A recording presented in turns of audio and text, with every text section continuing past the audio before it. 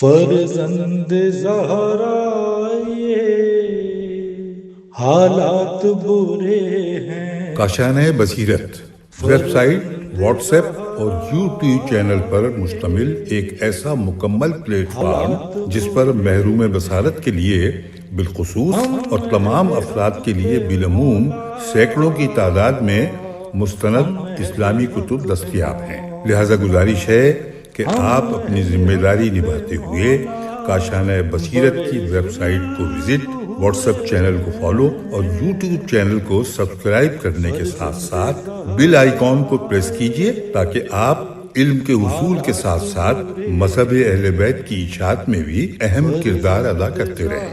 کاشانۂ بصیرت۔ حالات برے ہیں۔ بسم اللہ الرحمن الرحیم۔ السلام علیکم سامعین، کاشانۂ بصیرت کے پلیٹ فارم سے میں سیدہ راحہ کاظمی آپ کی خدمت میں حاضر ہوں، اور کتاب کا نام ہے میزان الحکمت، جلد نمبر 7۔ مؤلف کا نام ہے آیت اللہ محمد محمدی رے شہری، اور اس کتاب کو پڑھتے پڑھتے اب الحمدللہ ہم پہنچ گئے ہیں صفحہ نمبر 317 پہ، اور فصل نمبر 6 ہے غسل، اور اس کا جو نمبر شمار ہے وہ ہے 3060 اس عنوان کا۔ اس میں سب سے پہلے جو ہیڈنگ دی گئی ہے وہ ہے وجوہات غسل۔ آئیں اب ہم اس کا باقاعدہ آغاز کرتے ہیں کہ وجوہات غسل میں انہوں نے احادیث بیان کی ہوئی ہیں، ان احادیث کو دیکھتے ہیں۔ 14934 پہ جو حدیث بیان کی گئی ہے اس کا ترجمہ آپ کی خدمت میں پیش کر رہی ہوں۔ غسل جنابت کی ایک وجہ تو صفائی ہے، دوسری یہ کہ انسان کو اپنی طرف سے جو گندگی لگی ہو اس سے پاک صاف ہو جاتا ہے، اور تیسری وجہ تمام جسم کی پاکیزگی ہے۔ امام رضا علیہ السلام بحار الانوار کی جلد نمبر 81 ہے اور صفحہ نمبر 2 ہے۔ 14935 پر وجوہات غسل کے سلسلے میں جو حدیث بیان کی گئی ہے، آئیں اس کا ترجمہ پڑھتے ہیں۔ میت کو غسل دینے کی وجہ یہ ہے کہ اسے دھویا جاتا ہے، کیونکہ اسے بیماری کی آلائشوں سے پاک صاف کرنا ہوتا ہے، نیز اس کے جسم پر موجود کئی قسم کی بیماریوں کے اثرات دور کرنا ہوتے ہیں، جبکہ وہ ملائکہ و اہل آخرت سے ملنے جا رہا ہوتا ہے۔ اس کی ایک اور وجہ یہ بھی ہے کہ وہ جس نجاست یعنی نطفے سے پیدا کیا گیا تھا وہ اس کے بدن سے نکل رہا ہوتا ہے، یعنی وہ جنب ہو جاتا ہے، جیم نون اور بے ہو جاتا ہے، تو اسی لیے اس کو یہ غسل دیا جاتا ہے۔ جو اس کو مس کرے یا اسے غسل دے اسے بھی غسل کرنا ہوتا ہے۔ اس کی وجہ ظاہر ہے کہ میت کو غسل دیتے وقت اس سے جو چھینٹے پڑتے ہیں ان کی وجہ سے غسل کرنا پڑتا ہے، اس لیے کہ جب انسان کے جسم سے روح نکل جاتی ہے تو اس کی اکثر آفتیں باقی رہ جاتی ہیں، اسی لیے اسے غسل دیا جاتا ہے، اور اس کو مس کرنے پر غسل کیا بھی جاتا ہے۔ حضرت امام رضا علیہ السلام بحار الانوار جلد نمبر 81 ہے اور صفحہ نمبر 3 ہے۔ اس سلسلے کی آخری حدیث 14936 پہ اس کا ترجمہ عید، جمعہ اور اس قسم کے دوسرے اخلاص کی وجہ یہ ہے کہ اس میں بندے کی طرف سے اپنے رب کی تعظیم، کریم و جلیل ذات کی طرف روآوری اور اپنے گناہوں سے مغفرت طلبی کا راز مضمر ہوتا ہے۔ یہ بھی امام رضا علیہ السلام کی بحار الانوار کی جلد نمبر 81 اور صفحہ نمبر 3 ہے۔ اگلا عنوان 3061 اقسام غسل۔ 14937 پہ اس سلسلے میں جو حدیث ہے آئیں اس کو پڑھتے ہیں۔ غسل 14 مواقع پر کیا جاتا ہے۔ پہلا غسل میت، دوسرا غسل جنابت، تیسرا غسل مس میت، چوتھا غسل جمعہ، پانچواں غسل عیدین یعنی فطر و ضحیٰ، چھٹا غسل یوم عرفہ 9 ذی الحجہ کا، ساتواں غسل غسل احرام یعنی احرام باندھتے وقت، آٹھواں غسل دخول کعبہ، نوواں غسل دخول مدینہ، 10واں غسل دخول حرم یعنی مکہ، غسل زیارت کعبہ، 11واں پہ ہے، 12ویں پہ ماہ رمضان کی 19ویں رات کا غسل، 13ویں پہ 21ویں رات کا غسل، 14واں پہ 23ویں رات کا غسل۔ امام جعفر صادق علیہ السلام وسائل الشیعہ جلد نمبر 2 صفحہ نمبر 938۔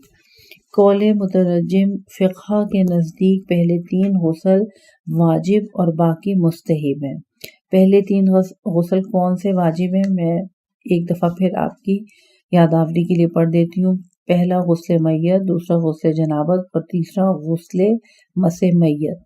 یہ 3 غسل جو ہیں وہ واجب ہیں اور باقی جو پڑھے گئے وہ غسل مستحب ہیں۔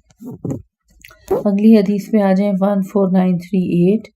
سما کہتے ہیں کہ میں نے حضرت امام جعفر صادق علیہ السلام سے غسل جمعہ کے بارے میں دریافت کیا تو آپ علیہ السلام نے ارشاد فرمایا یہ سفر اور حضر دونوں میں واجب ہے، لیکن خواتین کو اس بارے میں سفر اور پانی کی قلت ہر 2 صورتوں میں چھوٹ دی گئی ہے۔ نیز فرمایا جنابت کا غسل بھی واجب ہے، حیض والی عورت جب اس سے پاک ہو جائے تو اس پر غسل واجب ہے۔ استحاضہ کا خون جب روئی میں بھر جائے اور اس سے تجاوز کر جائے تو اس کا غسل بھی واجب ہے، یہاں تک کہ آپ علیہ السلام نے فرمایا نفاس والی عورت پر بھی غسل واجب ہے۔ نوزائیدہ بچے کا غسل واجب ہے، میت کو غسل دینا بھی واجب ہے، جو میت کو مس کرے اس پر بھی غسل واجب، احرام باندھنے والے پر بھی غسل واجب ہے۔ یوم عرفہ یعنی 9ویں ذی الحجہ کا غسل واجب ہے، زیارت کعبہ کا غسل واجب ہے، لیکن عذر مانے ہو تو واجب نہیں ہے۔ بیت اللہ میں داخل ہونے کے لیے غسل واجب ہے، حرم میں داخل ہونے کے لیے غسل مستحب ہے کہ اس میں غسل کیے بغیر داخل نہیں ہونا چاہیے۔ مباہلہ کے دن یعنی 24 ذی الحجہ کا غسل واجب ہے، نماز استسقاء کے لیے غسل واجب ہے، ماہ رمضان کی پہلی رات کا غسل مستحب ہے، 21ویں ماہ رمضان کا غسل سنت ہے، 23ویں ماہ رمضان کی رات کا غسل سنت ہے، اسے ترک نہ کیا کرو کیونکہ ہو سکتا ہے کہ ان دونوں راتوں میں سے کوئی ایک رات شب قدر ہو۔ عید الفطر اور عید الاضحیٰ کے دنوں کا غسل سنت ہے، میں ان دونوں کے غسل کو ترک کرنا اچھا نہیں سمجھتا، استخارہ کرنے کے لیے غسل مستحب ہے۔ شیخ صدوق رحمۃ اللہ علیہ نے اپنی اسناد کے ساتھ سماع بن مہران سے اسی قسم کی حدیث کو ذکر کیا ہے۔ اگلے صفحے کی طرف چلتے ہیں۔ اگلے صفحے پہ اسی کو انہوں نے جاری رکھا ہے، البتہ انہوں نے یہ کہا ہے کہ حرم مکہ میں داخل ہونے کے لیے غسل واجب ہے، بہتر ہے کہ غسل کے بعد اس میں داخل نہ ہوں۔ کلینی رحمۃ اللہ علیہ نے بھی اس کو محمد بن یحییٰ سے، انہوں نے احمد بن محمد سے، انہوں نے عثمان بن عیسیٰ سے اسی قسم کی روایت کی ہے، لیکن مسح میت کے غسل، احرام باندھنے والے کے غسل، یوم عرفہ کے غسل، حرم مکہ میں داخل ہونے کے غسل اور مباہلہ کے دن کے غسل کو ذکر نہیں کیا، یعنی کلینی رحمۃ اللہ علیہ نے اس کا ذکر نہیں کیا۔ قول مؤلف میں شیخ صدوق رحمۃ اللہ علیہ اور دیگر علماء نے وجوب کو استحباب موقد پر حمل کیا ہے، سوائے ان اخلاص کے جو سنت کی روح سے واجب ہیں، اور بیان فرمایا کہ بہت سی روایات ان کے وجوب کی نفی پر دلالت کرتی ہیں۔ وسائل الشیعہ جلد نمبر 2 صفحہ نمبر 937۔ حدیث نمبر 14939۔ محمد بن علی بن حسین علیہ السلام سے روایت ہے کہ حضرت امام محمد باقر علیہ السلام نے فرمایا غسل 17 مواقع پر کیا جاتا ہے، ماہ رمضان کی 17ویں رات کو، 19ویں رات کو، 21ویں رات کو اور 23ویں رات کو۔ اسی 23ویں رات کو شب قدر ہونے کی امید کی جا سکتی ہے۔ عید الفطر اور عید الاضحیٰ کے دنوں کا غسل جب تم حرمین یعنی حرم مکہ اور حرم مدینہ میں داخل ہو، جس دن تم احرام باندھو، زیارت کعبہ کے دن، جس دن تم خانہ کعبہ میں داخل ہو، ترویہ یعنی 8ویں ذی الحجہ کے دن، عرفہ یعنی 9 ذی الحج کے دن جب تم میت کو غسل و کفن دو یا اسے ٹھنڈا ہو جانے کے بعد مس کرو۔ جمعے کے دن سورج گرہن کا غسل جب اس کی تمام ٹکیاں جل چکی ہوں، تم بعد میں بیدار ہوئے ہو اور نماز آیات نہ پڑھی ہو تو تم پر لازم ہے کہ غسل کر کے نماز کی قضا بجا لاؤ۔ نیز غسل جنابت بھی واجب ہے۔ وسائل الشیعہ جلد نمبر 2 صفحہ نمبر 937 اور صفحہ نمبر 938۔ حدیث نمبر 14940 پہ ترجمہ ہے کہ حریث محمد بن مسلم سے روایت کرتے ہیں کہ حضرت امام محمد باقر علیہ السلام نے مذکورہ روایت کی طرح فرمایا اور غسل میت کا اضافہ فرمایا۔ راوی کا بیان ہے کہ عبد الرحمن بن ابی عبداللہ کہتے ہیں کہ مجھ سے حضرت امام جعفر صادق علیہ السلام نے ارشاد فرمایا، ماہ رمضان کی 24ویں رات کو بھی غسل کرو، اور ضروری نہیں کہ ان دونوں راتوں 23ویں اور 24ویں کو سبھی غسل کرو۔ وسائل الشیعہ جلد نمبر 2 ہے اور صفحہ نمبر 938 ہے۔ غسل کی اقسام کے سلسلے میں آخری حدیث 14941 پر ملاحظہ ہو، یہ بھی وسائل الشیعہ جلد نمبر 2 ہے اور صفحہ نمبر 938 ہے۔ ترجمہ پیش کر رہی ہوں۔ فضل بن شازان حضرت امام رضا علیہ السلام سے روایت کرتے ہیں کہ امام علیہ السلام نے مامون کے نام جو خط تحریر فرمایا اس میں لکھا، جمعے کا غسل سنت ہے اور عیدین کا غسل، مکہ و مدینہ منورہ میں داخل ہونے کا غسل، احرام کا غسل، ماہ رمضان کی پہلی رات کا غسل، 17ویں رات کا غسل، 19ویں رات کا غسل، 21ویں رات کا غسل اور 23ویں رات کا غسل، یہ تمام غسل سنت ہیں، جبکہ جنابت کا غسل اور حیض کا غسل واجب ہے۔ اگلے صفحے پہ آ جائیں، اگلا موضوع شروع ہو گیا۔ موضوع ہے 322 پیج ہے اور فصل نمبر 7 ہے ملاوٹ، اور ملاوٹ کا نمبر شمار ہے 3062۔ اس سلسلے میں ملاوٹ کے سلسلے میں جو احادیث بیان ہو رہی ہیں وہ سب سے پہلے لگاتار 4 حدیثیں ہیں جو حضرت علی علیہ السلام کی غرر الحکم سے لی گئی ہیں اور بالکل مختصر سی احادیث ہیں۔ ملاوٹ کرنا سرکش لوگوں کی خصلت ہے۔ ملاوٹ گناہ کا موجب ہوتی ہے۔ ملاوٹ بہت برا دھوکہ ہے۔ ملاوٹ کرنا کمینوں کی عادت ہے۔ ملاوٹ کرنے والے کی زبان شیریں لیکن دل تلخ ہوتا ہے۔ ملاوٹ کرنے والے کی زبان شیریں لیکن دل تلخ ہوتا ہے۔ بدبختی کی علامتوں میں سے ایک علامت یہ ہے کہ دوست کو ملاوٹی چیز دی جائے۔ یہ تمام کی تمام حضرت علی علیہ السلام کی غرر الحکم سے لی گئی ہیں اور ان کے نمبر ہیں 14942، 14943، 14944 اور 14945، 14946 اور 14947۔ ان سب کا میں نے ترجمہ آپ کے سامنے پیش کر دیا ہے، اور آخری جو میں نے پڑھی تھی 14947 پہ بدبختی کی علامتوں میں سے ایک علامت یہ ہے کہ دوست کو ملاوٹی چیز دی جائے۔ یہ بھی حضرت علی علیہ السلام کی غرر الحکم سے ہے۔ 14948 پر جو حدیث بیان کی گئی ہے یہ بھی حضرت علی علیہ السلام کے غرر الحکم سے ہے کہ بدترین انسان وہ ہے جو لوگوں کو ملاوٹی چیزیں دیتا ہے۔ 14949 پر جو حدیث بیان کی جا رہی ہے وہ فروع کافی کی جلد نمبر 5 سے لی گئی ہے اور اس کا ترجمہ پیش ہے کہ حشام بن حکم کہتے ہیں کہ میں عمدہ کھجوریں سائے میں بیچا کرتا تھا۔ ایک دفعہ حضرت امام موسیٰ کاظم علیہ السلام میرے پاس سے گزرے اور فرمایا، حشام، سائے میں کسی چیز کو بیچنا ملاوٹ ہے اور ملاوٹ کا سودا حلال نہیں ہوتا۔ یہ فروع کافی کی جلد نمبر 5 تھی اور صفحہ نمبر 160 اور روایت نمبر 6۔ 14950 پہ جو حدیث ہے اس کا ترجمہ پڑھتے ہیں۔ حلبی کہتے ہیں کہ میں نے حضرت امام جعفر علیہ السلام سے پوچھا، ایک شخص ہے جس کے پاس کھانے کی ایک چیز ہے لیکن اس کے رنگ دو طرح کے ہیں، ان کی قیمت ایک جیسی ہے لیکن ان میں سے ایک دوسری سے بہتر ہے اور وہ دونوں کو ملا کر ایک ہی بھاؤ سے بیچتا ہے، اس کے بارے میں آپ کیا فرماتے ہیں؟ امام علیہ السلام نے فرمایا اس کے لیے مناسب نہیں ہے کہ وہ ایسا کرے، کیونکہ یہ بھی مسلمانوں کے ساتھ ایک قسم کی ملاوٹ ہے کہ جب تک اس کے بارے میں واضح طور پر بیان نہ کر دے۔ فروع کافی کی جلد نمبر 5 اور صفحہ نمبر 183۔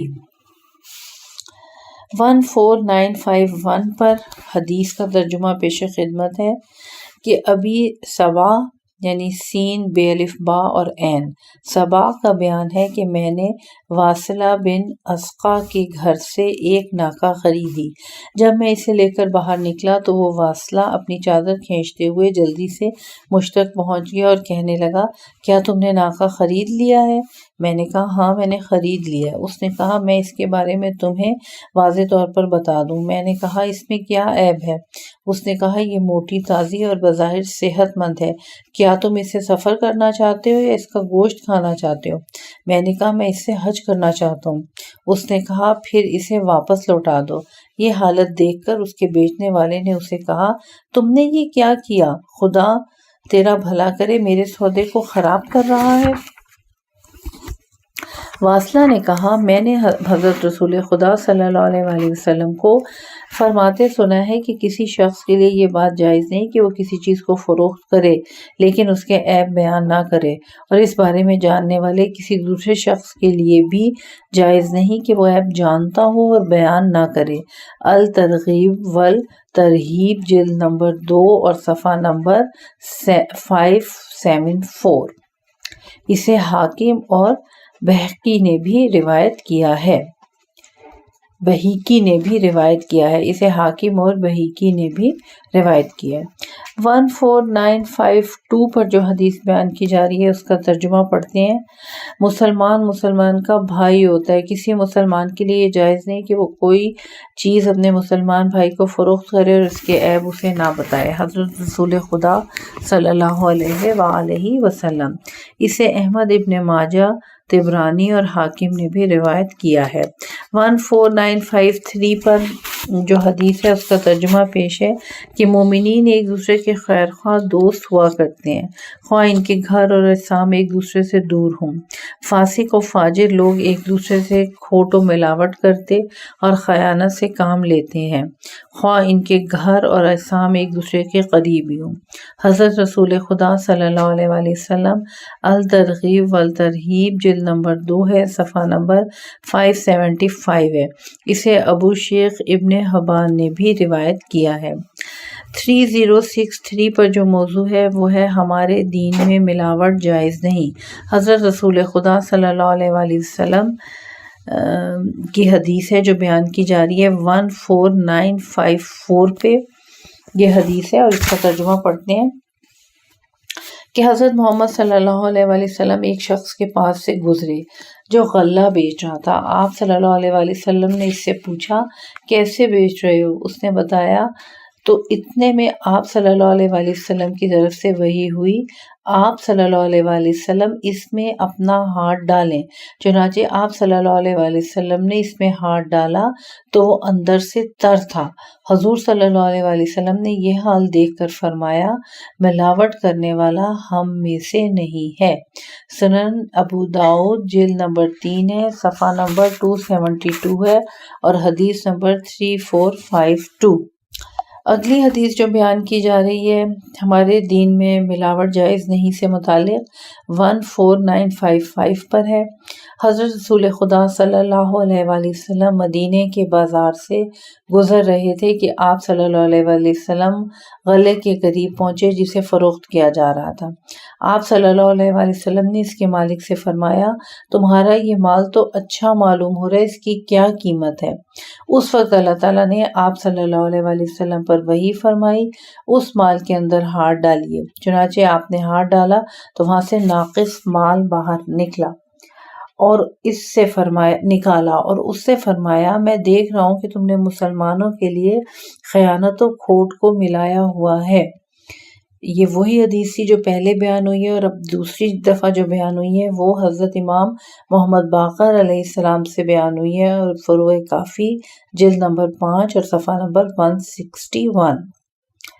14956 پر ایک مرتبہ رسول خدا صلی اللہ علیہ وآلہ وسلم غلے کے ڈھیر کے پاس سے گزرے۔ آپ صلی اللہ علیہ وآلہ وسلم نے اس میں اپنا ہاتھ ڈالا تو آپ کی انگلیوں کو تری محسوس ہوئی، پس فرمایا غلے والے یہ کیا ہے؟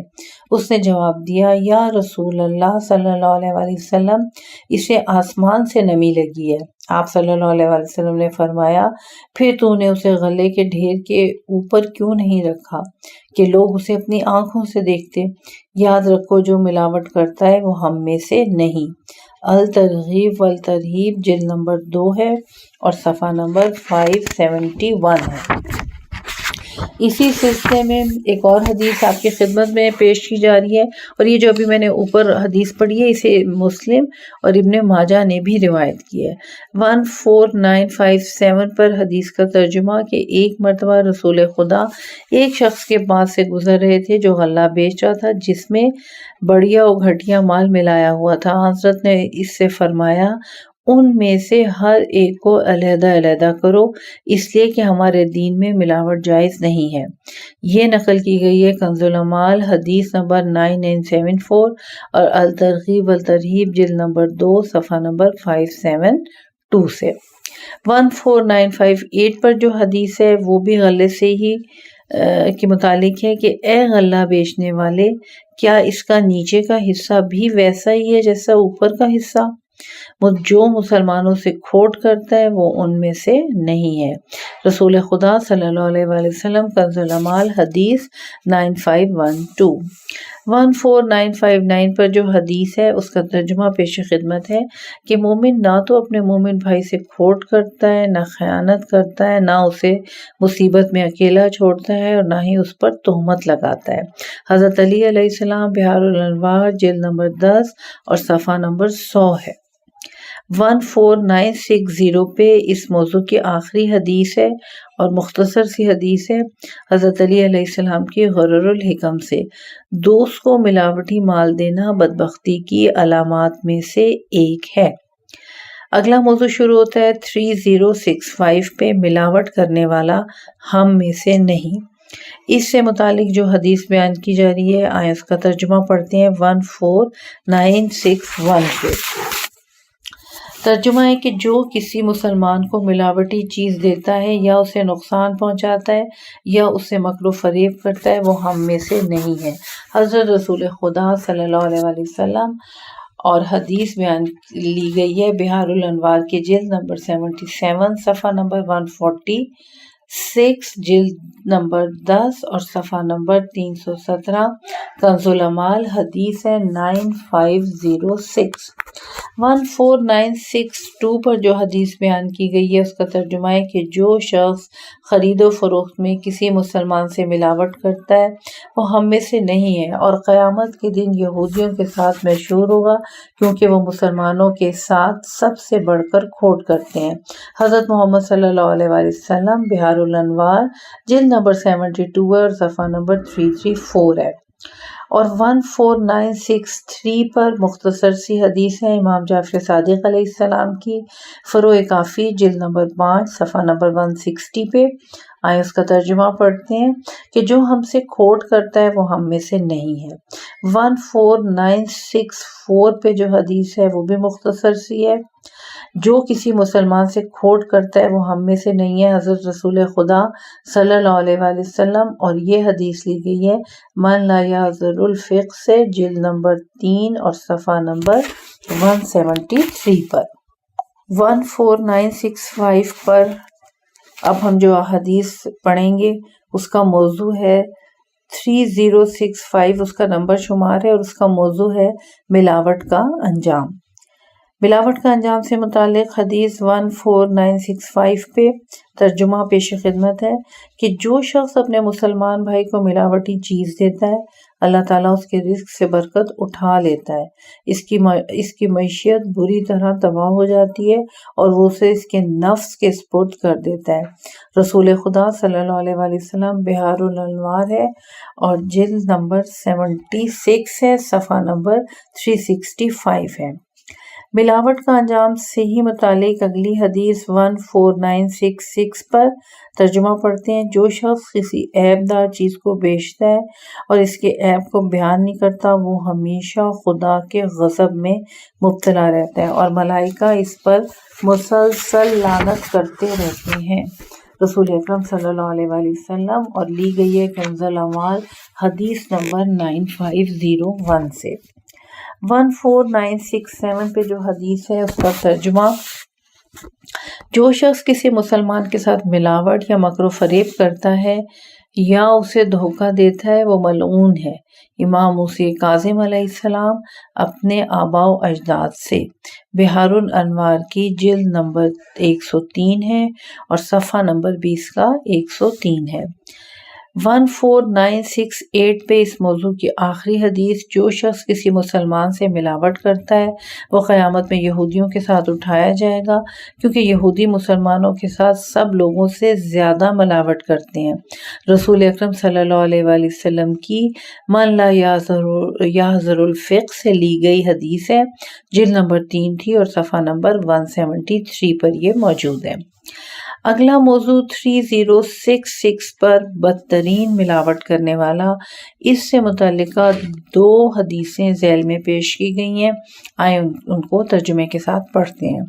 14969 پہ ایک کارندہ کے نام حضرت امیر المومنین علیہ السلام کے خط سے اقتباس: سب سے بڑی خیانت امت سے خیانت ہے اور بدترین ملاوٹ پیشوائے دین کو دغا دینا ہے۔ نہج البلاغہ مکتوب ہے 26۔ 14970 پہ جو حدیث ہے حضرت علی علیہ السلام کی غرر الحکم سے لی گئی ہے، جو شخص دین کے بارے میں لوگوں کے ساتھ ملاوٹ کرتا ہے وہ اللہ اور اس کے رسول صلی اللہ علیہ وآلہ وسلم کا دشمن ہے۔ قول مؤلف ملاحظہ ہو، خیر خواہی باب سب سے بڑا خیر خواہ، صفحہ نمبر 329 پر آ جائیں۔ سب سے زیادہ ملاوٹ کرنے والا، اور اس کا نمبر شمار ہے 3067، اور اس سے متعلقہ 3 حدیثیں اس کے ذیل میں بیان کی جا رہی ہیں۔ آئیں پہلی کا ترجمہ پڑھتے ہیں۔ 14971 پہ لوگوں میں وہی سب سے زیادہ اپنے نفس کا خیر خواہ ہے جو اپنے رب کا سب سے زیادہ مطیع و فرما بردار ہے، اور وہی سب سے زیادہ اپنے نفس سے ملاوٹ کرنے والا ہے جو اپنے رب کا سب سے زیادہ گناہگار ہے۔ حضرت علی علیہ السلام، نہج البلاغہ خطبہ نمبر 86۔ اگلی حدیث مختصر سی ہے، حضرت علی علیہ السلام کی غرور الحکم سے، کہ لوگوں میں سب سے کھوٹا انسان وہ ہے جو اپنے نفس سے ملاوٹ کرتا ہے اور اپنے رب کی سب سے زیادہ نافرمانی کرتا ہے۔ اس سلسلے کی آخری حدیث ہے کہ جو اپنے آپ سے ملاوٹ کرتا ہے وہ دوسروں کے ساتھ اور بھی زیادہ ملاوٹ کر سکتا ہے۔ 14973 پہ حضرت علی علیہ السلام کی غرور الحکم سے لی گئی ہے۔ قول مؤلف ملاحظہ و خیر خواہی باب سب سے بڑا خیر خواہ۔ اب ہم پہنچ گئے ہیں صفحہ نمبر 330 پہ، اور کتاب میزان الحکمت جلد نمبر 7 ہے، اور اب جو موضوع ہم شروع کرنے لگے ہیں، فصل نمبر 8 غصب۔ غصب کا نمبر شمار ہے 3068۔ اب آئیں غصب سے متعلق قرآن مجید کی ایک آیت ہے، سورہ کہف کی آیت نمبر 79، اس کا ترجمہ جو ہے وہ پڑھتے ہیں۔ ان کے پیچھے پیچھے ایک ظالم بادشاہ آتا تھا کہ تمام کشتیاں جبراً پکڑ لیتا تھا۔ آئیں غصب کے سلسلے میں احادیث شریف کا مطالعہ کرتے ہیں۔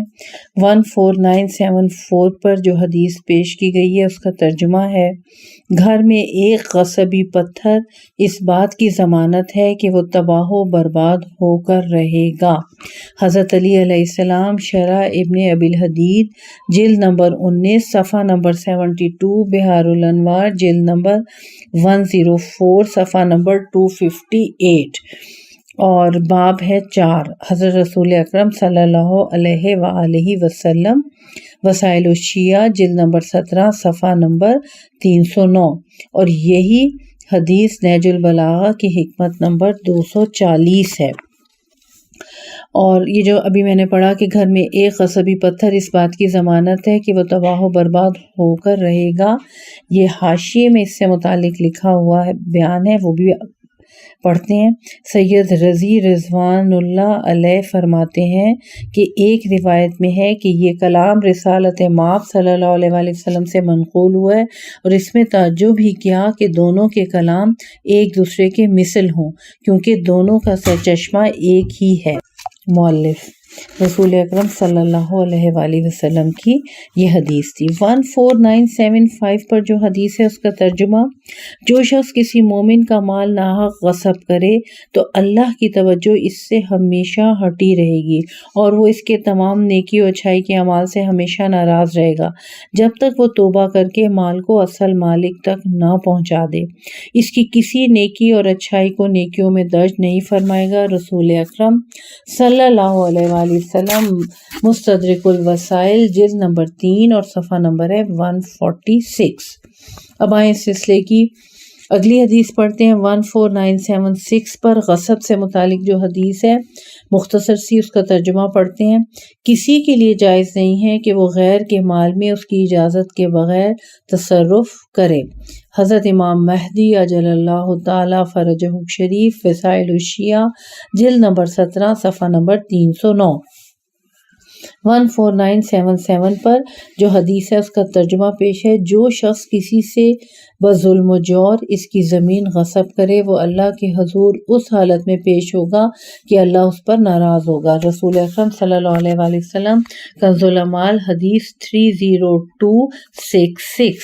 14978 پر جو حدیث ہے اس کا ترجمہ ہے کہ بات یہ ہے کہ جو شخص کسی کے مال کو ناحق دبا لے وہ بروز قیامت اللہ کے حضور ایسی حالت میں پیش ہوگا کہ اس کے ہاتھ کٹے ہوئے ہوں گے۔ حضرت محمد صلی اللہ علیہ وآلہ وسلم کنز العمال حدیث کا نمبر ہے 30342۔ 14979 اس کا ترجمہ پیش ہے، کسی مسلمان کے لیے جائز نہیں کہ وہ اپنے کسی مسلمان بھائی کا مال ناحق طریقے سے حاصل کرے، اس لیے کہ اللہ تعالیٰ نے ایک مسلمان کا مال دوسرے مسلمان پر حرام قرار دیا ہے۔ رسول اکرم صلی اللہ علیہ وآلہ وسلم کنز العمال حدیث 30344۔ 14980 پر جو حدیث ہے غصب سے متعلق اس کا ترجمہ پیش ہے، چار چیزوں کے ساتھ میل نہیں کھاتی۔ نمبر 1 خیانت، نمبر 2 بددیانتی، نمبر 3 چوری، اور نمبر 4 سود۔ نمبر 1 حج، نمبر 2 عمرہ، نمبر 3 جہاد، اور نمبر 4 صدقہ سے میل نہیں کھاتے۔ امام جعفر صادق علیہ السلام وسائل الشیعہ جلد نمبر 17 صفحہ نمبر 312۔